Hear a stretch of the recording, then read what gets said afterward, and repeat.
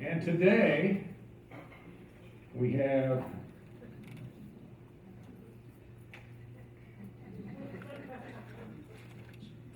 a spirit from the past who's going to be introduced by one of his relatives. Hi, my name is Beth Shepard. I'm Drake's wife. We're from a suburb of Chicago, Oak Park, Illinois, which so happens to be where Frank Lloyd Wright had his home and studio and had his base of operations for many years. Drake was born in Oak Park. We raised our family in Oak Park. In 1975, the Frank Lloyd Wright Home and Studio Foundation was formed. His parents, Anna and Lyman Shepard, that's his dad, Lyman Shepard, started volunteering and spent 35 years as docents promoting and enhancing the Frank Lloyd Wright in Oak Park, Illinois. His father had a costume made, which is what Drake is wearing, and his father, Lyman Shepard, traveled the world as Frank Lloyd Wright, giving presentations as far away as New Zealand. So that's his father. Mm-hmm. Our son is just the same thing. We have a son who continues down. Xerox machine. So today's presentation is done in the manner of the way his dad did it. Presentations around the world. We lost Lyman 10 years ago, and my mother-in-law loved him. So this is in memory of them. And with that, I give you Drake Shepard as Frank Lloyd Wright.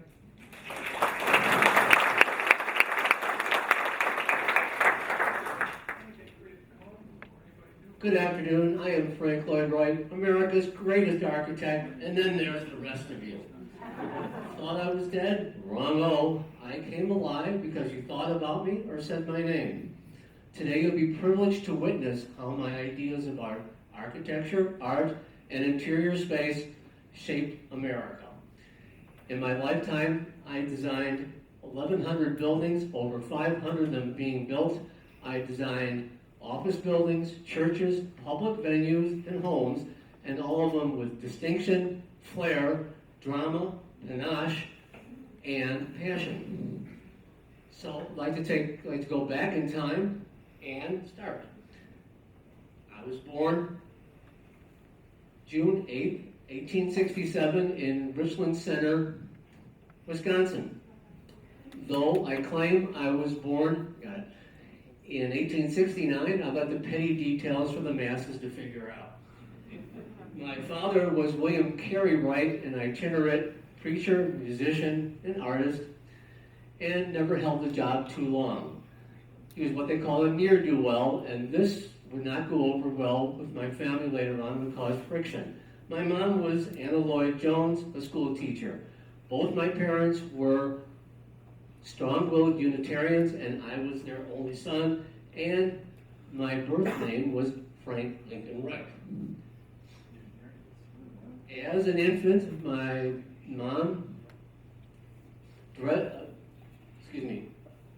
take care of my nursery. She decorated my nursery with great engravings of great English cathedrals and woodcuts of them, as she thought one day I would help create these kind of buildings. As a toddler, she had me play with foldable blocks that are small geometric wooden shapes that would further influence my mind and develop my mind. Dr. Froebel, by the way, invented kindergarten. So my mom helped shape and influence me, but my father, who was an opinionated radical Unitarian, gave me my fire. So contentious was he that our family motto was truth against the world, and he would have great philosophical discussions with extended family members about the nature of man, kind of like what we do here every week.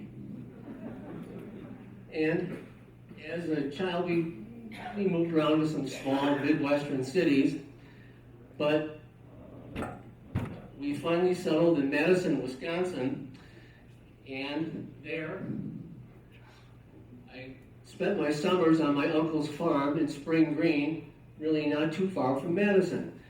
And as a lad, I spent my summers there and fell in love with the gently sloping landscape, the vast green prairies, the endless changing seasons, and I would later incorporate this love that I had into all my designs.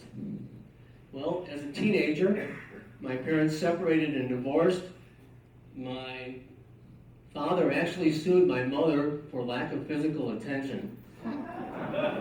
And, well, I blame my father for the divorce, never speaking to him again, never going to his funeral again. This is when I took the middle name Lloyd from my mother's side. And as a teenager, I went to Madison High School, but dropped out at age 15, and then I dropped out at age 15. I'll wait. Dropped out at age 15.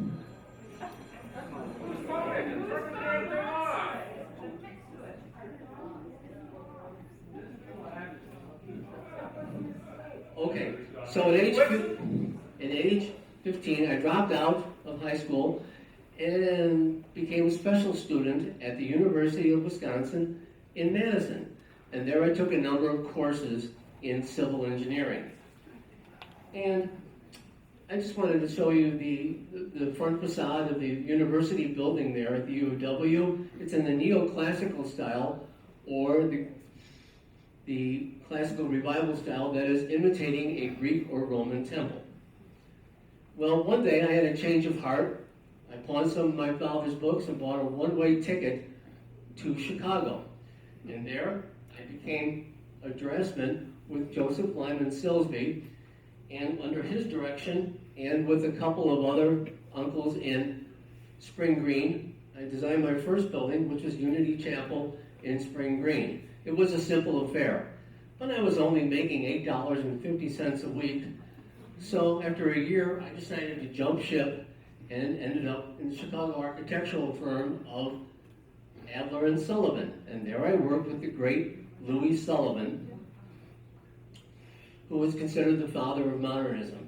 Now, Sullivan had designed these kind of buildings, like the Chicago Stock Exchange, a bank building in the Midwest, and a department store in Chicago, known as the Arches. And I was so enamored with his work that I actually went to one of his work sites and stole a piece of terracotta that I have here. And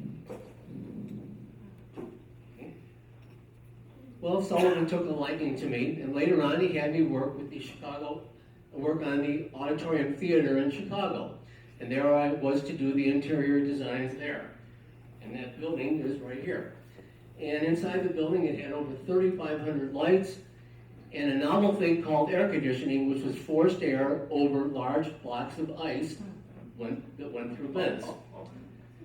And at this time, Chicago was going through a building boom because in the 1870s, the Chicago fire occurred, and in the 1880s, more money was coming in, and new architects were coming in with new ideas. Now, Sullivan had the motto of form follows function, which means the form or shape of the building follows its function or its use. That is, a grain silo is in the shape that it is because its function is to store grain. A office building is in the shape that it is because its use or function is to house office workers. And Sullivan also was involved in the building of designing the first skyscrapers, like the Guarantee building here in Buffalo and the Wainwright building in St. Louis that I worked on. It was able to achieve heights of 100 feet or more, or 10 stories, by using a steel outer framing, steel structure on the outside. This then helped it to get to heights of 100 feet or more. And had it not been for that steel framing, then the walls would have been 30 feet thick, made of brick and stone, and would have denied any interior access, much like the pyramids in Egypt. Now later on, of course, I would change Sullivan's motto in that form and function are really one and the same. Of course, by the end of this lecture, you will be agreeing with me. And Sullivan and I, well, he promoted me to be supervisor of many draftsmen. And problems would incur, though, later on when I would say to my subordinates that I was right and they weren't. Other problems would incur when I would tell them to be frank with me and to be insured with Lloyd's of London. But then you knew that was coming. So I I consider Sullivan my Liebermeister, my beloved master, and would consider him the only person that really influenced my work. Meanwhile, on the home front, at age 20, when I was a draftsman, I went to a Unitarian dance and then bumped into, on the dance floor, Catherine Tobin. She was 16. Well, we courted for about 2 years, and then at age 22, when she was 19, we decided to get married. My mother objected to our union and even fainted at the marriage ceremony. Such soap opera melodrama would follow me my entire life. And Kitty and I wanted to raise a family. So we decided to move to Oak Park, Illinois, a suburb just west of Chicago. And there I got a $5,000 loan from Sullivan. And I designed and then had built my own home, which was a 5-room shingle-style house, the Georgian shingle-style house, but I called it Seaside Colonial. And before I take you in, I wanted to show you my Kitty, and with my son Lloyd. Here I am here with my mom Anna, and some extended family members, aunts and uncles. And a better shot would it be right here as a young father. Now you see, we would raise 6 kids in this house, 4 boys and 2 girls. And as promised, inside, here's my living room. You'll notice that it has built-in seating here and windows at shoulder level, wood trim in the ceilings. Now I would use this to experiment with many of my ideas in my home. I also designed a dining room. Notice the windows up high, recessed lighting with a grow work, and I designed the table and chairs to be a room within a room to have intimate conversations. And I also hid the radiators like under here because I do not like mechanical metal things. So I also designed a playroom for my kids. It's in barrel shape. This had built-in seating, cabinetry. I supported the arts and crafts movement back about the turn of the century because it's real and authentic. In back of this room was a stage with a piano tucked underneath it so my kids can play. I also designed in my home a octagonal library with windows up high and skylights and built-in cabinetry and an ingle nook that we could all sit by and keep warm with our family motto, truth is life. Later on, I would put on an addition and make a reception area here with these lights above, with the stained glass above. Now it became rather expensive dealing with a large family, and I had expensive taste in my wardrobe and those new mechanical cars, those automobiles that had batteries in them. And I never liked to save money when I got it. I like to spend it. It's the way to live. So I decided to accept some commissions on the Hush Hush, on the QT, and under a assumed name, I decided to design what I call bootleg houses, some just at 1 block west of where I was, my home, and this one right next door. Notice it's in the Queen Anne style with a turret and flourishing gable. These are called bootleg houses. I designed a number of them. However, when Sullivan found out about these houses, well, he fired me. But I would often tell others I quit. So in 1899, I opened up my studio, which was connected to my home, right next to it. And as clients would come up to the front of my home and studio here, would go into a rather confusing entrance, go into that reception area as talked about, and then end up in the studio here, where I would have a number of draftsmen and artists and craftsmen, and it would be like a laboratory, and I would design what I would call the Prairie School of Architecture or the Prairie Style. First exemplified in the Winslow House in neighboring adjacent River Forest. Notice it had strong geometric lines, a large hip roof, prominent chimney, and the back over here represents this right here. But more typified, I think, in the Prairie School with this, the Hurtley House, 1 block south of my home and studio. You will notice it has a prominent chimney, large hip roof, very large eaves that hang over, windows laced together, an arch from Sullivan, and a rather confusing entrance that looks like the prow of a ship. Feel sorry for the mailman every time he had to look. And here is the inside of it.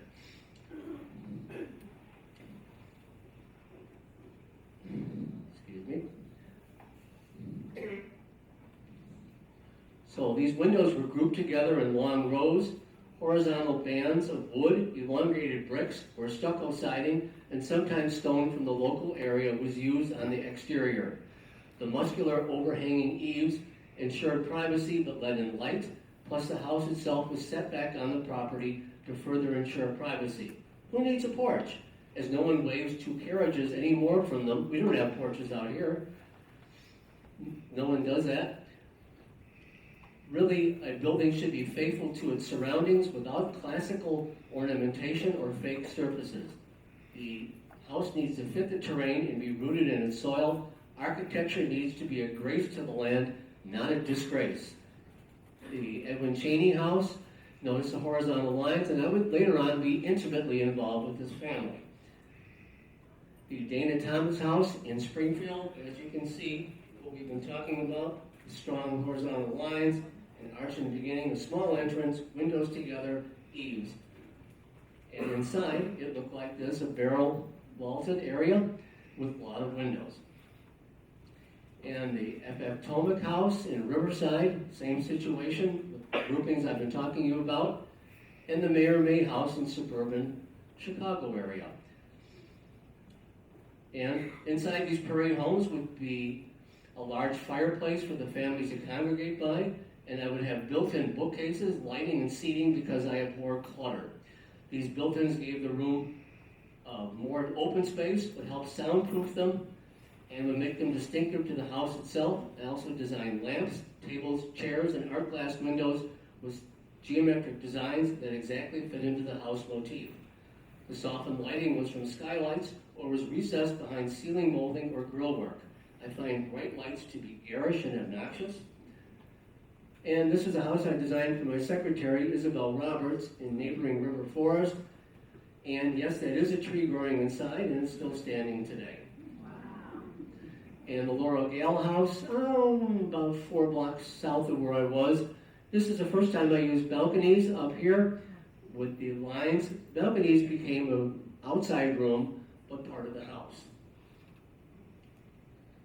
And the Avery Coonley house in Riverside, this is the back of it, but I wanted to show you the front of it here because there's really no entrance that you can really find. It's confusing, it's small, and many of my places are very Freudian in nature.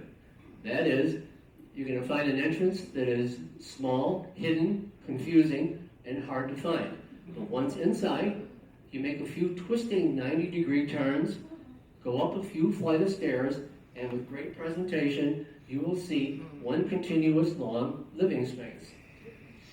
And it's much like the womb of a mother, that is, with a fireplace and softened lighting that was diffused, much like a baby would see through its mother's skin in the uterus. And this would be a flowing type style of space, because really, the reality of a building is not the container, but the space within. So, this would be a flowing kind of space with earth, that is wood floors, along with wood in the ceiling, or stone floors, with light from the windows and fire from the fireplace, all playing together. So yes, I'm a renegade who had it made. I'm a rakish, rip-roaring, radical, revolutionary, rogue, romantic rebel. And I rebelled against this. This is the Columbian Exposition in Chicago in 1893, or the World's Fair. This is a model city that was built in Chicago on the south side, and commemorating 400 years of Columbus's voyage, and it emulated a lot of Greek and Roman buildings like the Greek Parthenon, and it was a city all in white. It also came complete with Greek and Roman statues. This place looked like someone took thousands of gallons of white paint and dumped them on white elephants. And I also rebelled against this. This is the Baker House, south of and adjacent to the back of Lake Deaton. It's what they call a gingerbread Victorian. Actually, it has no business being out here at all. It looks like it belongs in a Bavarian forest and not the temperate savanna scrub that we live on. Well, you can just imagine Hansel and Gretel popping out of this house. And it looks like someone ate a giant gingerbread cookie and got sick all over it. Imagine being on the second floor of this building 100 years ago without any central air conditioning when the real field temperature is 98 degrees, sheer madness. And the Morris House in Leesburg, a few miles east of us.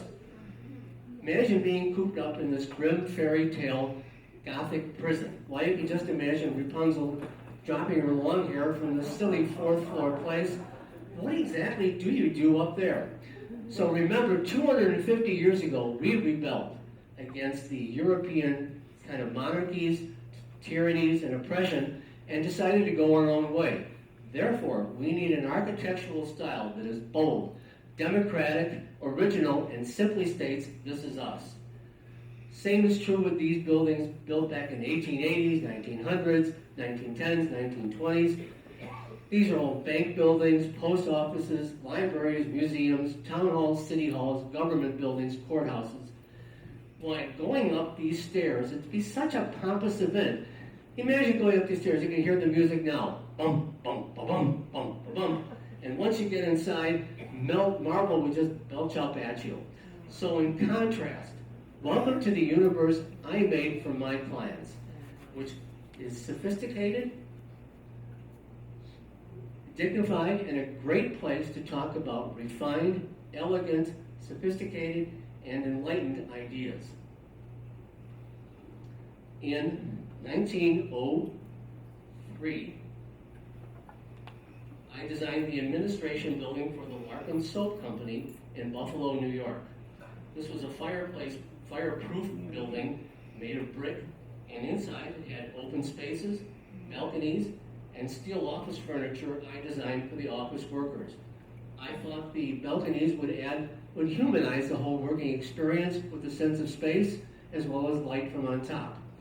Well, the critics didn't like it much, and it was torn down later on. And in 1908, I designed Unity Temple in Oak Park, actually just 5 blocks from my home and studio, and it cost $40,000 and was made of poured concrete. This was a church that had no religious trappings at all, no steeples, no crosses, no church bell towers, and it front faces Lake Street, which is the commercial east-west corridor in Oak Park, where everybody would promenade down it in those days in their Sunday best. But instead, my entrance was off to the side, hidden. This was a block that was broken up internally, making strong geometric patterns. It was in designing Unity Temple. I was not an architect of structure, but one of space. And those skylights let in light from above, which became the divine spirit that would inspire all those who would enter. And here's the entrance, by the way, over here, obscure. And I was influenced by a lot of the early Cubist movements, and in particular, later on, Piet Mondrian. And the all-around seating, shown here, made it more democratically oriented with a sense of community, and the light fixtures, shown here, were really against code. The light fixtures were, and the light fixtures were akin to Japanese lanterns with exposed wiring. This fragrantly exposed wiring was against code, so told I wouldn't fold, not be sold, but was cold and bold and broke the mold. This was a place of peace, spirituality, and harmony, a temple to man. In 1908, I designed Roby House on the south side of Chicago in Hyde Park, not too far from that disastrous Columbian place. And it had long rows of windows, a central fireplace, elongated interior open space, a concealed entrance, and large overhanging eaves and a 3-car garage. The interior space had a unified wholeness to it because the rooms are not boxes within boxes. Sometimes screens would separate areas like in a Japanese house. My idea was to break the box from the rigid Victorian small square room mentality. You see, individual rooms segregate people, and larger spaces bring them more together. And after 20 years of living in Oak Park with Kitty, I had a change of heart. In 1909, at age 42, I got involved with Mrs. Mama Bothrick Cheney, the wife of a local client, talked about the Cheney house, with 2 children. She was a feminist, was artistic, and not fond of a staid suburban life. Well, we fell in love, and you can imagine, since her house was just a mile east of me, you can imagine what my afternoons were like. And we decided to leave our spouses and children and run away to Europe. We abandoned our families, and like a river that doesn't know where it's going, I took a wrong turn and I just kept going. Everybody has a hungry heart. This was a scandal that broke the rules of conservative convention and cost me dearly. My children were resentful for years after this, and I couldn't go back to Oak Park or a place another famous Oak Parker, Ernest Hemingway, was a place of broad lawns and narrow minds. It was exile off Main Street. I left Kitty with unpaid bills and young children, but I had to go into the unknown to test faith. And we spent 2 years out there, Europe, and I worked on some portfolios. When Mama and I came back in 1911, I designed and had built Taliesin East in Spring Green, Wisconsin. Taliesin means shining brow in Welsh, and it was built off a hill in the prairie style. It was a retreat from the world. It would be our home. It would be our home. It would be our refuge from the malicious gossip and failed societal expectations. And these are some more shots of it here. Here's the garden back of Taliesin East. And inside, you'll notice the classic Wright elements: wood floor, built-in bookcases, windows together, wood trim in the ceilings. And later on, there'll be a fellowship there that we'll get into with my students. And inside, again, built-in seating and recessed lighting above. However, in 1914, when I was away in Chicago, a disgruntled servant there went berserk and locked all the doors except one opening and poured gasoline around the perimeter of the house and set the house ablaze. He then used an axe, as shown here, to kill anyone from leaving the building, burning building from that one exit. 7 people were murdered, including Mama and her children. When I received word of this in Chicago, I was completely devastated. I had lost everything that I loved, everything that was important to me, and I was completely, really bad off here. Even my Japanese prints worth $250,000 were destroyed in the fire. I had to start again. And these are the women in my life that we'll be talking about. This is my mom. Excuse me, this is Kitty. This is Kitty, my first wife. This is Mama. And this is Miriam. And this is Oglobana here, over on the side. And after the Taliesin tragedy, I received a sympathy letter from a woman named Miriam Noel. She was a divorced mother of 3 children and was a sculptor and artist, and one thing led to another. We lived together for 2 years, and then I took her to Tokyo, Japan, to work on a new project in 1916. You see, I got a major commission from the Emperor of Japan to build the Imperial Hotel in Tokyo. It was to be 285 rooms and ultimately cost $4 million and take me 6 years to build. It was a building to reflect both Japanese and Western tastes. I was greatly influenced by the Japanese culture and homes with their use of space and simplistic beauty, and I would incorporate their ideas in my own works. However, 1 year after it was completed in 1923, the Great Kyoto earthquake occurred, leveling most structures there except mine. I made this building so-called earthquake-proof by having the foundations float on concrete pylons. The building rocked with the quake, not against it, thereby minimizing damage. structurally surviving the quake served as an urban legend to build my legacy on. Oh, and at this time in the 1920s, by the way, I was working on some textile blocks. You see a number of ruins found in the Central American area were found of Mayan ruins, as well as the opening of King Tut's tomb in 1923. This created an exotic intrigue element, which then I would try to duplicate in a number of houses using these textile blocks. And mainly they are out west, and they definitely had a Mayan influence. These homes were a bit experimental, and I even designed this in the Arizona Biltmore Hotel, and even on the inside. And they were experimental in that the textile blocks would often break apart. But I did use them, and they did add this element of intrigue, mainly in out west California. And in 1919, I designed Hollyhock House for Eileen Barnsdale. She loved a flower called hollyhock, so I designed a house for her with that flower motif in mind. This included interior and exterior designs of her favorite flower. Actually, you can see the exterior designs on columns that I made that look like a hollyhock, and even a table and chairs that I would make that look like this. And I even designed the interior of the house with tables, light fixtures, and accessories.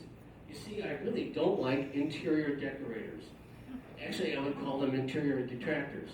To prove my point, just enter a rooms to go store where all you now see is ugly, crass, oversized, hippo-sized tables, sofas, and chairs. Elegance has been eradicated. Now, it was emotionally exhausting dealing with Miriam. So I married her in 1923 to rescue our relationship. Actually, she was very high-strung. The doctors prescribed her morphine to settle her down, which they would prescribe to any woman at any time for having any kind of problem. And she became addicted to morphine and became a morphine addict. However, Miriam would go into heightened emotional ecstasy when I would whisper in her ear, "Why do birds suddenly appear? Every time you are near. Just like me, they long to be close to you." Well, we separated a year later and divorced in 1927. I guess my elevator music poetry didn't help out much. And my life is kind of like revolves around scandal, ruin, debt, controversy, and intense gossip one year, followed the next year by a glorious Wagnerian phoenix rise from the ashes to redemption. Yes, my life is like one overstated, long, drawn-out adjective, such as life on the edge of a knife. And in 1928, I was at a Russian ballet performance in Chicago, and there I met Oglebana Hinsenberg. And Oglebana was a young, married woman with a child, and she had been a former dancer and knew all about the things that I really loved: art, dance, music, design. And I really fell for her right then and there, and then I told her, "Come take my hand and let's case the promised land. Let's take Thunder Road, and those 2 lanes will take us anywhere." Anywhere indeed, because I was arrested in Minnesota violating the Mann Act, taking a young woman who wasn't my wife across state lines. Of course, we were trying to evade Miriam, who was trying to stalk us at the time. But I spent 2 days in jail. Later on, the charges were dropped. The courtroom was adjourned. No verdict was returned. And here I am with Oglebana. Oglebana would be my 3rd and final wife, as she, however, was 26 and I was 61 at the time, less than half my age. But she would become my fierce defender, my muse, my intellectual companion, and she was a frozen fire, my one desire. Here we go together.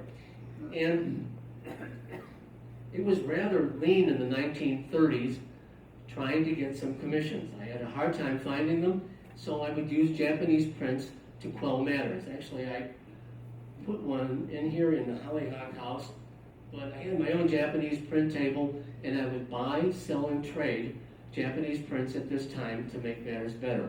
At this time, I was becoming an old dinosaur, an old, antiquated old relic who had some wonderful ideas back about a generation or two ago, and I was being eclipsed like more modernists such as Le Corbusier and later on Mies van der Rohe. I was in danger of becoming a complete unknown, just like a Rolling Stone. So, I had to up my game. That is, I had to take it to the next level to be able to make a building or any kind of place that would attract public spotlight. I had to get back in the game. And in 1935, Edgar Kaufman, a wealthy department store owner in Philadelphia, asked me to design a summer retreat for his family on his rural 15-acre property in Bear Run, Pennsylvania. There he wished to have a house with a view of the waterfall on his property. Of course, a home with a pretty view to me is distant, aloof, and emotionally detached, and is too pedestrian for my style. So in just 3 hours, I whipped up plans to have a house floating in space called falling water, suspended over a waterfall. I wished for his family not just to see the waterfall, but to be an integral part of it, to be one with it. This was a 5,000 square foot house that cost $155,000 and is a prime example of organic architecture. That is to embrace design shaped by nature in harmony with the surrounding landscape and to blend nature with habitation. As you can see, it has all the hallmarks we've been talking about: stone floor, massive fireplace, windows together, recessed lighting or even skylights, and built-in bookcase, built-in desks. It had peacefulness, serenity, with no ornamentation, and little internal hardware prevailed. This was inside of it in the living room. Here again, built-in bookcases and seating and falling water.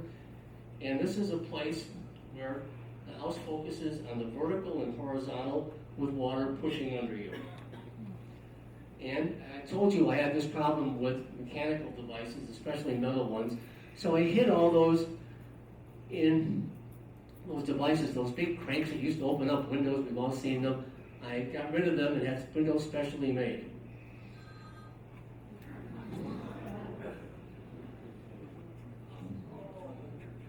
Of course, Falling Water is voted the best all-time work of American architecture and proved it with 5 million paying spellbound visitors since opening in 1964. This work alone put me on the public map to kickstart me to my most prolific Renaissance senior golden age of design. And I'm going to digress a moment here and talk about names. Well, what's in a name? Plenty. We have Falling Water, Taliesin. In a bit we'll talk about Wingspread. I almost designed Henry Ford's house called Fairlane. Thomas Edison had Glenmont. Teddy Roosevelt had, I forgot the name of Teddy Roosevelt's house, Sagamore Hill. And even James Bond's ancestral home was called Skyfall. So these names all evoke a stirring of the heart. But what do we have out here? Last night, I spent time in the village of Bed Bath & Beyond Boring. We're going to have the new village of Chitty Chatty. We have Marsh Bend, Monarch Grove, Cattails, even have the Hog-Eye Nature Preserve. Pity the hayseed hick the thought of these Hooterville names. What's next? The village of Petticoat Junction? Names, as well as anything in life, is connected for me with passion. That's what makes us run. For me, passion is the fashion, and after all, that's what we married our spouses for the in life, not the, well, maybe this, and well, maybe that. So, let's go back to architecture. In 1937, I designed Taliesin West in Scottsdale, Arizona, a suburb of Phoenix. This was a winter retreat. And Oglevan and I would have a fellowship out there, as we had in Taliesin East. That is, students would come, particularly to Taliesin West, and would come there and work with me and have an intellectual commune. This was a school that was built by hand by students who had to put in 4 hours of labor a day and then draft buildings. You're going to work with me, you work another way with me.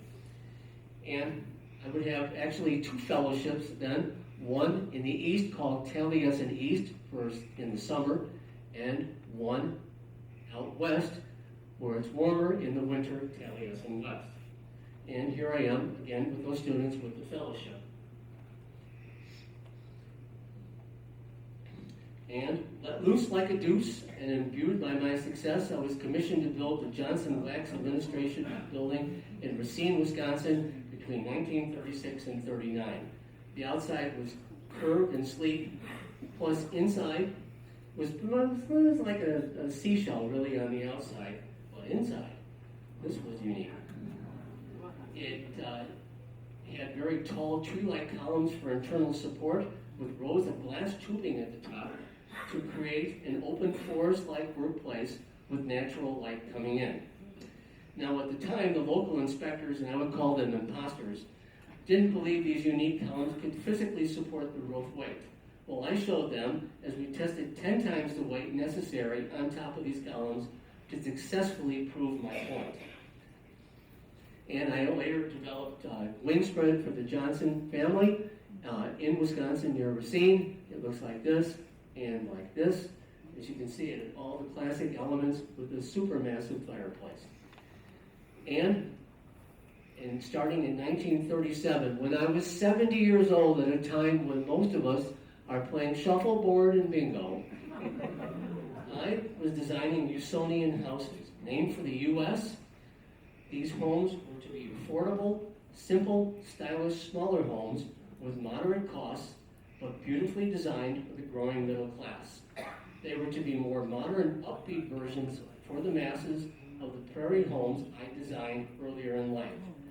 And they had a unique approach to construction. That is, they had sandwich wood siding with plywood cores, no basements or attics. They had fireplaces, small isolated bedrooms, large open living spaces, slab on grade foundation. Now, they were simple single-story houses, but had class, charm, quiet grace, and dignity. Now people ask me, so where do you store all your stuff, Mr. Wright? Where am I supposed to store it? Well, you don't need to. You have everything you need in my house. Everything's built in. Just take a look. Actually, these homes, I designed 60 of them, would later be the precursors of the ubiquitous ranch houses that all of you have lived in, seen, or visited during the holidays with Uncle Bob and Aunt Jane. Homes the average Joe could relate to, afford, and raise a family in. And here's the Kentucky Knob one, the summer retreat. You notice the classic stone floors and built-ins and windows together.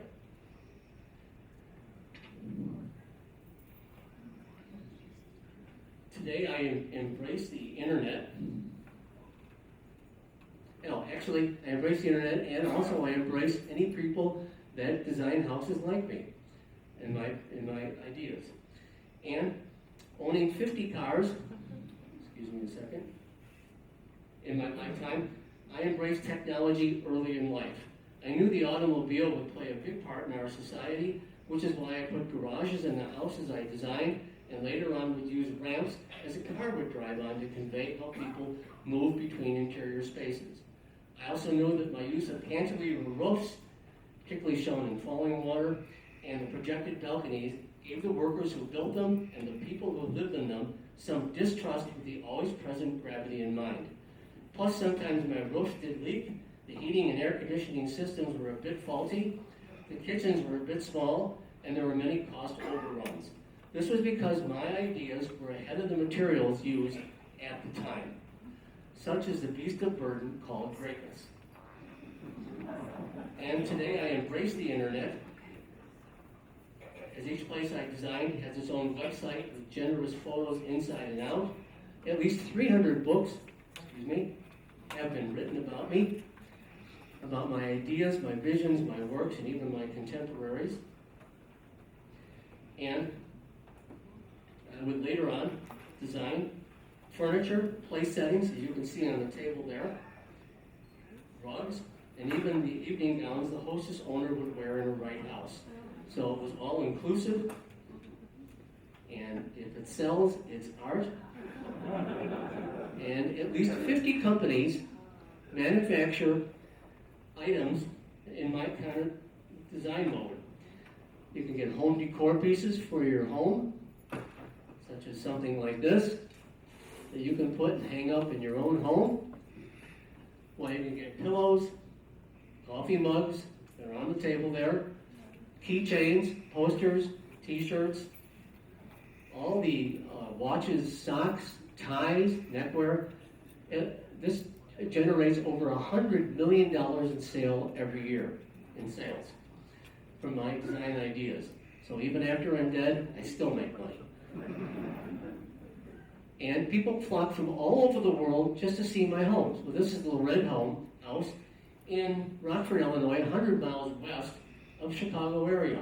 This was built in the 50s for a man who had handicap problems. As you can see, his wheelchair would fit in. 2,000 people come here every year, even people from Australia, and this is 100 miles west of Chicago.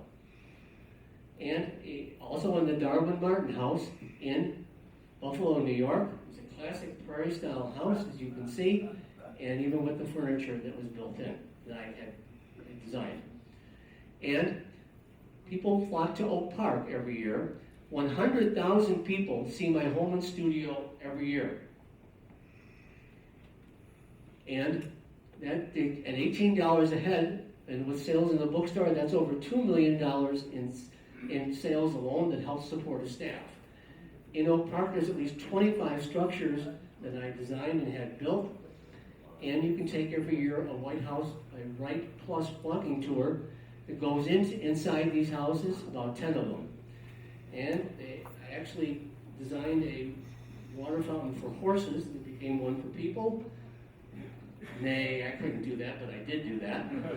And then they have a bust of me in Oak Park. So in Oak Park, tourism is a big business.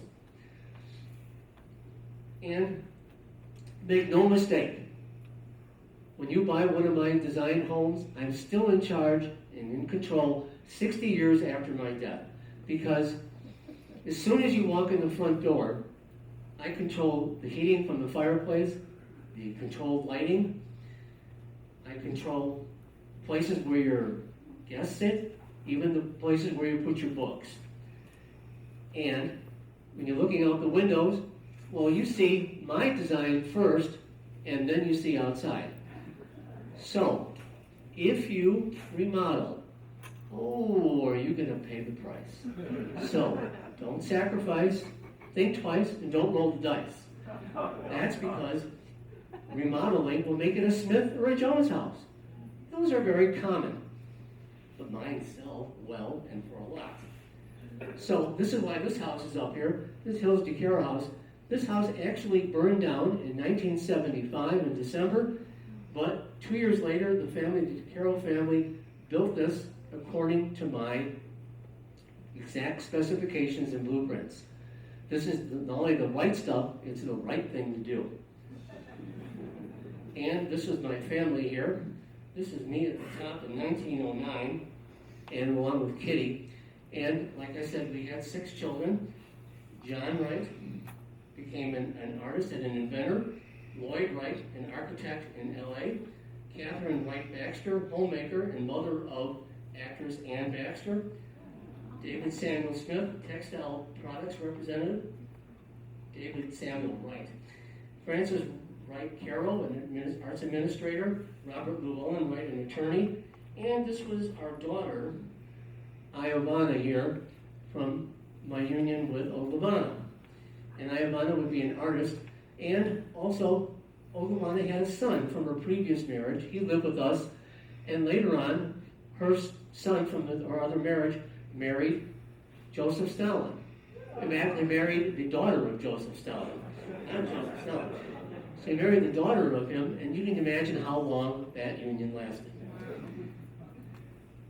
Along the way, my son, John, invented Lincoln Logs, but sold the patents early and lost millions of dollars. Anne Rand wrote the book The Fountainhead, which was turned into a movie in 1949. Now, the character in that, which was a rogue architect, gee, just like me, was named Howard Rourke. What a boring name. Howard Rourke? Well, I think they could have gave me 3 names, something like James Tiberius Kirk. Now, that would have been a name. And on top of that all,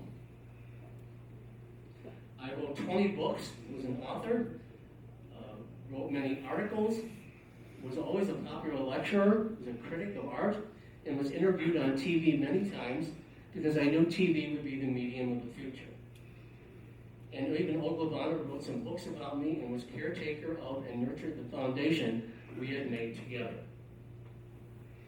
Now, because you've been such a great audience, and you laughed at my jokes and my love you didn't need to coax, I thought I'd show you some of my iconic, irresistible, and iridescent buildings and public venues. The Rookery building, I made the inside, I revamped this whole thing. And you'll notice the staircase here, well, that would become this, which is the original Stairway to Heaven. And I was designed Midway Gardens. This was when I was in Chicago when the Taliesin fire occurred. I designed the Price Tower, a unique apartment building complex, and the ASU Gamage Auditorium. And you will notice that it's very playful, using these kind of designs, and I had ramps moving people through it in the late 50s. And the house I designed for my son David, it's just sold this summer for $3 million. Here's the inside. And a Unitarian meeting house in 1947, classic Wright design like the front of a prow of a ship. And the Philadelphia Synagogue in 1959. And I even designed kitchens, believe it or not just fantastic living rooms. And here's some more. And even these, notice the natural light, the wood beams in the ceiling with the sense of space and light. And is this bathroom, did I design this, or is this Wright inspired? You tell me. Why, at this time, the buildings just shook out of my sleeves. I also drew up plans for a mile-high skyscraper in the 1950s. It was to be 528 stories tall, with 18 million square feet of space, parking for 15,000 cars, 150 helicopter ports, 76 atomic-powered elevators. Sadly, though, I couldn't get the financial backing for this, as the angels I needed were confounded by the devils in details. And I also developed Broadacre City, which is a futuristic city, but that didn't go anywhere either. I also designed a gas station, originally for Buffalo, New York, but actually put in Cloquet, Minnesota, in my kind of style, as well as the Marin County Civic Center, done in the 50s. Now, this place is so futuristic that the inside of it is used in, to this day, is involved in sci-fi movies.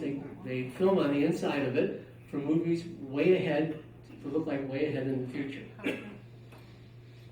I also designed a Greek Orthodox church in the 50s. And as you can tell, the typical church idea I had, all around seating, balconies, with a fantastic kind of a center row. Build it, and they will buy and buy. And I famously never belonged to the AIA, American Institute of Architects, because the only thing wrong with architecture is architects. Well, that's a trite saying.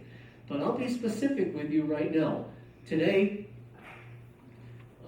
architects use CAD, which is computer-aided design. They sit in cubicles and design the inside of homes. Well, there's at least 50 different styles of homes here in the villages. Why, we have all kinds of names: whispering pines, whispering squirrels, whispering cul-de-sacs. But they sit in these cubicles, but they don't realize how important light is when they're designing them. The computer never shows how happy we'll be in a house without much light. So that's why we have solar tubes put into our house, because of this kind of design. So if you're going to build it, bring it. And lastly, 1943, Solomon Guggenheim approached me to design an art museum for him adjacent to Central Park, New York on Fifth Avenue. This would be a temple of spirit where both art and architecture would reign. This would ultimately be a 16-year-long project as we dickered about costs. Originally, it was to cost $750,000, but escalated to $2 million. Plus, the zoning board had a difficult time with my idea of a vastly different Nautilus-shaped building, which was in direct contrast to the surrounding, unimaginative, prosaic, tall, rectangular buildings of Manhattan. The museum inside was to be one continuous spiraling ramp, a quarter-mile long, where one could view artworks as one progresses up my iconoclastic, innovative incline. 29 artists at the time protested my ideas, saying hanging their works were there that would not display well. But since the museum gets 1 million visitors a year, I guess I proved my point and got the last word in. Do they come for the art or to be in my place? Probably a little bit of both. And at this point, I was a boulder on my shoulder and getting kind of older. And I was worth $3 million or $25 million in today's money. I was internationally known. Students would flock from all over the country just to get a chance to work with me in my 2 fellowship areas in West and out East. And I was a household name. I was a lecturer on the lecturer circuit, and you have my stamp of approval on this. And in 1959, 3 spirits admired most, the Father, Son, and the Holy Ghost, all took the last train to the coast, and I died at age 91. So, yes, I reshaped America with a fresh, new, bold taste in architecture that embraced nature, harmony, simplicity, and union. This was all about a lust for life. When you see what I designed, it's because this is what I saw. I lived with all of the beauty I could see. So, find your passion and make it happen. Take a chance, find romance, do the dance, and take a stance. I live with all the beauty that I could see, and whenever you go outside, you will see this beauty which inspired me. So, never sell out, always go your own way, and always remember to look for that silver lining. Thank you, that is the end of what I